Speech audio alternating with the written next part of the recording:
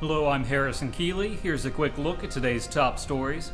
First of all, a 23-year-old woman is hospitalized after she suffered serious injuries while climbing in Marion County.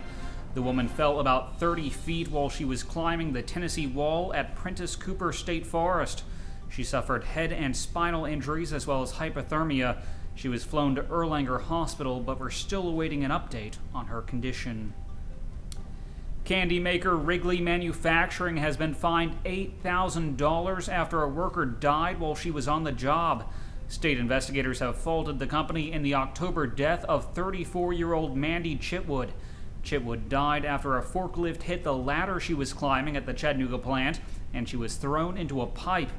At the time, she was working in the Life Saver Gummie Department when the conveyor jammed. To unclog it, she had to set up a ladder in the forklift traffic lane. OSHA investigators found the accident was Wrigley's fault because the jams happened on a daily basis and the company had no procedures to warn forklift drivers when the lane was blocked. Investigators discovered a total of 8 violations at the plant, 2 of them serious. A 48-year-old woman has been charged with DUI after a pickup truck crashed into an indoor pool. It happened at the Knoxville Fitness Center on Saturday evening. Mike Wadaker took these photos for the News Sentinel. Authorities say Melissa Jeanette Rich admitted to downing 2 beers and 5 shots of whiskey before the crash happened.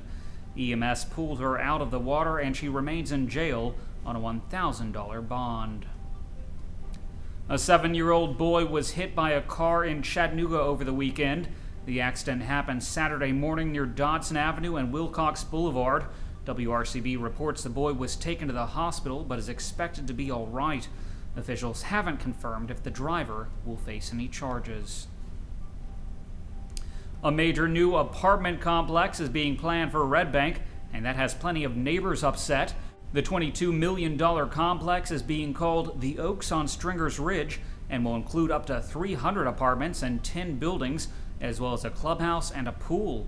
But more than 100 Red Bank residents have signed a petition against the apartments, citing worries about safety, stormwater, property values, and traffic. Neighbors say the development could bring an additional 600 cars into the neighborhood. A rezoning vote will take place March 18th.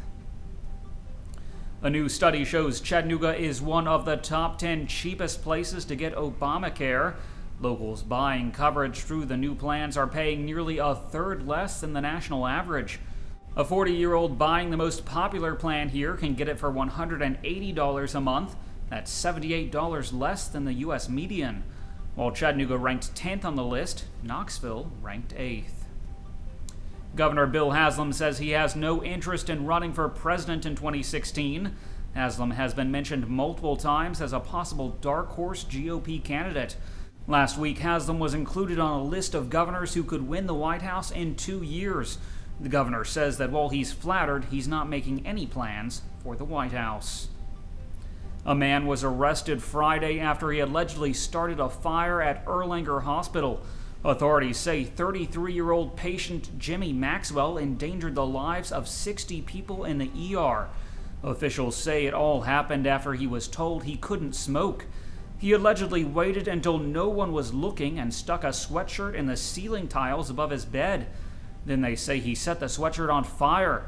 Maxwell was charged with aggravated arson and reckless endangerment. Dan Duff is returning to coach football at Hickson High School. Duff coached the Wildcats from 1996 until 2002 and led Hickson to the playoffs 4 times.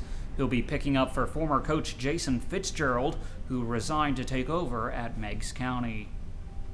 Finally, a Cleveland group is running 1,000 miles to reach the Boston Marathon. About 30 local runners plan to take 8 days to reach the marathon and raise at least $50,000 in the process. The money will go to 2 nonprofits, Boston-based Dream Big and the One Step Ahead Foundation. After the relay team reaches Boston, 4 of them plan to participate in the marathon. Turning to weather, today will be sunny with a high near 57 degrees. The low tonight will be around 33. That's it for today's newscast. Thanks for being with us. You can find more on these stories and breaking news all day long at timesfreepress.com.